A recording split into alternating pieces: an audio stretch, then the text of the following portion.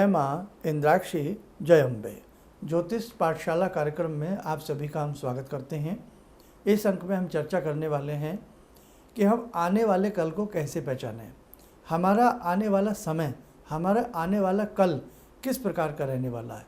हर व्यक्ति के मन में ये जिज्ञासा होती है, कहीं मैंने जीवन में जितना संघर्ष किया है, क्या ये संघर्ष जीवन भर चलेगा, या मुझे जीवन में जो कुछ नहीं मिला है क्या आगे भी नहीं मिलेगा। क्या जो मेरे बचे हुए पल हैं, बचे हुए कल हैं, क्या वो अच्छे हो सकते हैं। मात्र 3-4 रेखाएं ही ऐसी आपके हाथ में हैं जो आपको ये बताने में सक्षम हैं कि आपके आने वाला कल, आपके आने वाले पल कैसे रह सकते हैं। सारी चर्चा इस अंक में। आइए पहले आज का हम पंचांग देखें।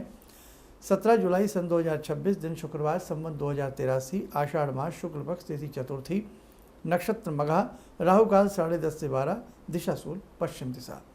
अब देखो, आपको हम मुख्य रूप से 3-4 रेखाओं की ही जानकारी दे रहे हैं, लेकिन जैसे समझाएं आप उसे वैसे ही ध्यान से, गौर से समझने का प्रयास करेंगे तो आपको बात समझ में ज़रूर आएगी और आपको आने वाला कल और पल समझ में ज़रूर आएगा कि कैसा रहेगा। सबसे पहले आप अपनी आयु रेखा को देखें। ये अंगूठा है, यहाँ गोलाई से गोलाई को घेरती हुई जो रेखा चल रही है, ये आयु रेखा होती है, एज लाइन। अब आयु रेखा को सबसे पहले क्यों देखा जाता है? अगर जीवन है, अगर आयु है, तभी तो कल है ना। अगर आयु ही नहीं है तो हम देखेंगे क्या? तो आप अपनी इस आयु रेखा को सबसे पहले गौर से देखें। इस आयु रेखा में कहीं कोई कट तो नहीं है। इस आयु रेखा में से बहुत सारे रेशे जैसे मूली गाजर से निकलते हैं, वो तो नहीं निकल रहे हैं। इस आयु रेखा में बीच बीच में बैलून या कुंदुक की चिन्ह तो नहीं बने हैं, बैलून जैसी आकृति तो नहीं बनी है। ये रेखा कई स्थानों पर कटी तो नहीं है, ये रेखा लहरें खा करके तो नहीं चल रही है। यदि ये स्थितियां हैं तो आने वाला कल आपके स्वास्थ्य को लेकर के कहीं ना कहीं आपको परेशान कर सकता है और आज भी वो स्थिति आपके संग रह सकती है। लेकिन यदि यही आयु रेखा बिल्कुल आपकी हथेली में चांद की तरह गोल है, स्पष्ट है, कहीं भी जो अभी मैंने नेगेटिव चीज़ें आपको बताई हैं, रेशे, कुंदुक का चिन्ह, बैलून जैसी उसमें बनी आकृति, कई स्थानों पर रेखाओं का कटना, ये सब ना हो, रेखा बिल्कुल गोल हो, तो स्वास्थ्य की दृष्टि से आने वाला कल और पल अच्छा रहेगा। आगे बढ़ते हैं। आपकी सबकी हथेलियों में ज़रूरी नहीं अभी जो बता रहा हूँ ये रेखा हो। इसको कहते हैं हम सैटर्न लाइन, इसको कहते हैं हम भाग्य रेखा, इसको कहते हैं शनि रेखा। हथेली के मध्य से प्रारंभ होती है और आपकी मिडल फिंगर जो होती है, मिडल फिंगर के नीचे तक, इस स्थान तक, यहाँ तक शनि रेखा पहुँचती है। यानी कि जो सैटर्न माउंट होता है वहाँ तक ये शनि रेखा पहुँचती है। ये शनि रेखा आपके दोनों हाथों में स्पष्ट हो, इस चक्कर में ना पड़े कि लेडीज़ का बायां और ये सब, ये दोनों हाथ आपके हैं। जो लेडीज़ के हाथ जब देखा जाता है तो दोनों ही हाथों को देखा जाता, पुरुष के हाथ देखे जाते हैं तो दोनों ही हाथें देखी जाती हैं। लेकिन बाएं और दाएं का जो खेल होता है वो अलग होता है, वो हम कभी बाद में चर्चा करेंगे। तो आप दोनों ही हाथों को देखें, दोनों ही हाथों में ये सैटर्न लाइन, शनि रेखा जैसे जो सिंबल मैंने अभी बताए हैं आयु रेखा के, वो निगेटिविटी इसमें ना हो। जैसे बताए कि उसमें हो, उसमें जैसे कटा फिटा होना, कुंदुक का चिन्ह होना, बैलून की आकृति का होना, रेखाओं का कई भागों में विभक्त होना, ये नहीं होना चाहिए। रेखा नीचे से चले और मिडल फिंगर के नीचे तक जो गद्दी नुमा स्थान बना होता है, जिसको हम शनि पर्वत कहते हैं, वहाँ स्पष्ट रूप में वहाँ तक पहुँच रही हो। इस रेखा से कोई सहायक रेखा भी ऊपर की तरफ ना जा रही हो, स्पष्ट एक रेखा। और दूसरी बड़ी खूबी, पतली हो, महीन हो, बाल जैसी पत्ती रेखा हो, गहरी नाली सी न बनी हो, न आयु रेखा में न आपकी शनि रेखा में। अगर ये स्थिति नहीं है तो आने वाला कल पैसे की तरफ से बहुत मजबूती आपको देगा। अब नंबर 3 पे आ जाओ। वैसे तो बहुत डिटेलिंग में ये सारी बातें की जाती हैं क्योंकि हाथ की रेखाएं समुंदर की तरह गहरी होती हैं। आने वाले कल को पढ़ना इतना आसान नहीं होता, लेकिन संक्षिप्त में सब्जेक्ट है तो आपको बता रहे हैं। जिन्हें थोड़ी बहुत भी नॉलेज होती है हाथ की रेखाएं देखने की, वो बहुत कुछ समझ सकते हैं। नंबर 3 पे आ जाओ। सन लाइन। सन लाइन कहाँ होती है? सन लाइन होती है रिंग फिंगर के नीचे। रिंग फिंगर के नीचे होती है सूर्य रेखा, रिंग पर्वत के ऊपर, ये आपका सन पर्वत के ऊपर, सूर्य पर्वत के ऊपर। अब एक छोटी सी चीज़ और मैं बता दूं, बैक जाएंगे ज़रा सा। शनि रेखा, शनि रेखा में बहुत लोग भूल कर जाते हैं। कई बार सूर्य रेखा ही लंबी होती है, उसको शनि रेखा समझ लेते हैं। कई बार आपकी व्यापारिक रेखा होती है जो आपके वाणिज्य को देखती है, व्यापार को देखती है, उसको लोग शनि रेखा समझ लेते हैं। ये गलती ना करें। और नंबर 2 बहुत अहम, मिडल फिंगर, मिडल फिंगर के प्रथम खाने तक, ये जो खाना होता है इन्हें पोर भी कहते हैं, इस पोर के ऊपर तक नीचे से निकले और ऊपर पोर तक ना चढ़ जाए, क्योंकि ये सीमा क्रॉस हो गई। अति हर चीज़ की बुरी होती है। तो शनि रेखा इतनी भी लंबी नहीं होनी चाहिए कि आपकी मध्यमा उंगली के पोर तक चढ़ जाए, तो वो रेखा निष्फल हो जाती है, उसका कोई फल नहीं होता। ये भी ध्यान रखें। और अब हम सूर्य रेखा की बात कर रहे हैं। सूर्य पर्वत के नीचे, यानी कि इसको रवि उंगली कहते हैं, इसको हम रिंग फिंगर कहते हैं, सबसे छोटी के बराबर वाली उंगली। यहाँ ध्यान से देखें कि आपकी सूर्य रेखा बिल्कुल पतली सी हो और स्पष्ट रूप में ऊपर तक जा रही हो, लेकिन इस उंगली के रिंग फिंगर के प्रथम पोर तक वो रेखा भी ना चढ़े, जैसे शनि रेखा की हमने बात कही है। तो यहाँ ये रेखा स्पष्ट हो और स्पष्ट रूप से हमें पतली सी महीन सी रेखा नज़र आ रही हो, तो आप बुद्धि से, आप यश से, आप कीर्ति से आगे आने वाले समय में बहुत लबालब होने वाले हैं, बहुत अच्छे होने वाले हैं। 3 बातें, आप आयु से अच्छे रहेंगे, स्वास्थ्य से अच्छे रहेंगे। स्वास्थ्य से बड़ा धन नहीं हो सकता, स्वास्थ्य से बड़ा कोई सुंदर पल नहीं हो सकता। आप स्वास्थ्य की दृष्टि से अच्छे रहेंगे, इसी के साथ साथ धन वैभव की दृष्टि से आप अच्छे रहेंगे। और सूर्य रेखा प्रमाणित करती है कि यश, कीर्ति और लोगों की चाहत आप बनेंगे। तो ये 3 रेखाएं ही कभी यदि आप गौर से किसी व्यक्ति की देख लें या स्वयं की देख लें और उसमें कोई नेगेटिव इस प्रकार के चिन्ह ना हो, आने वाला पल आपका सुंदर होगा, आने वाला कल आपकी मुट्ठी में होगा। लेकिन इन रेखाओं में भी थोड़ा भेद है। क्या कि शनि रेखा को सूर्य रेखा समझ लेना, सूर्य रेखा को शनि रेखा समझ लेना, ये गलती आप ना करें।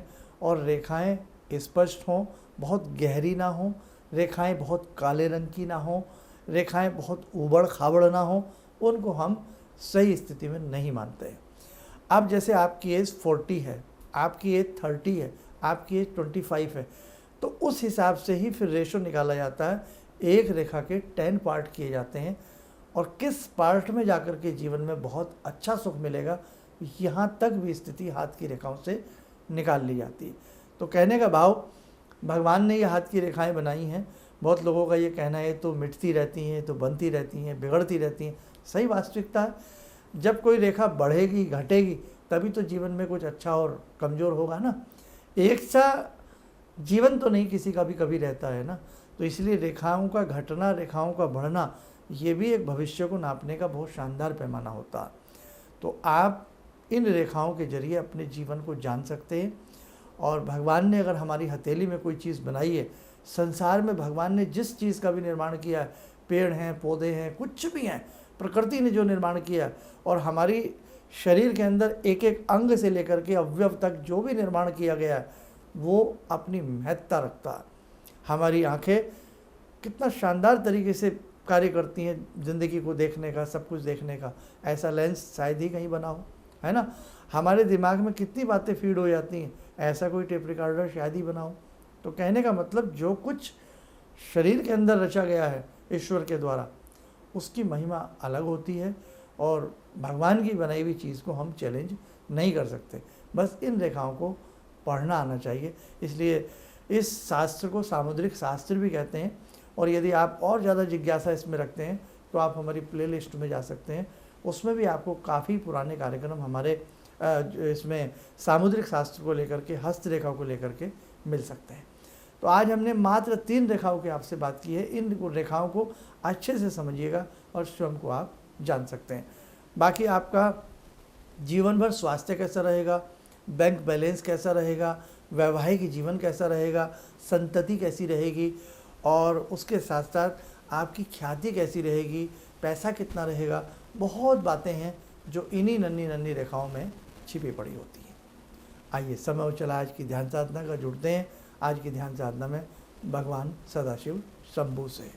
ॐ आत्मा त्वं गिरिजामती सहचरा प्राणा शरीरं गृहं पूजा ते विषयोपभोगरचना निद्रा समाधिस्थिते संचारपदयो प्रदक्षिणविधेः श्रोत्राणि सर्वागिरो यद्यात् कर्म करोमि तद्दखिलं शम्भोस्तवाराधनम् चन्द्रोद्भासितशेखरे स्मर हरे गंगाधरे शंकरे सर्पे भूषितकण्ठकर्णविवरे नेत्रोत्तवे स्वानरे दन्ते त्वकृतसुन्दरां वरदरे त्रैलोक्यसारे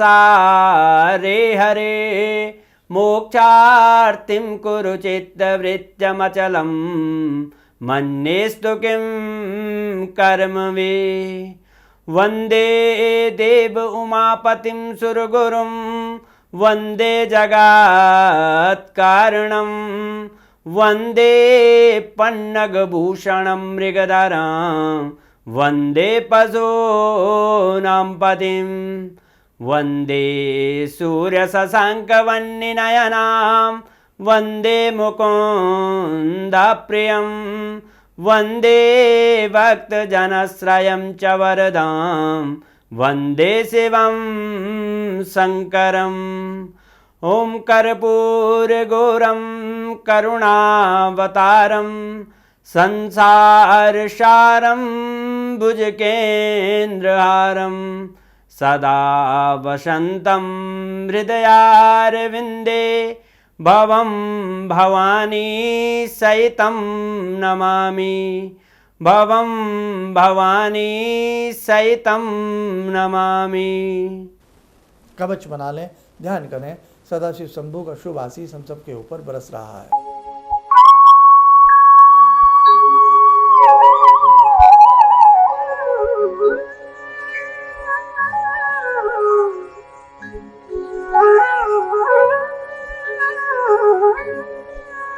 ओम बोलते हुए नेत्र खोलें, सामान्य हो जाए। और एक संदेश और दे दें, 29 जुलाई की गुरु पूर्णिमा है और वास्तव में इन हाथ की रेखाओं में बदलाव गुरु के आशीष से ज़रूर आता है।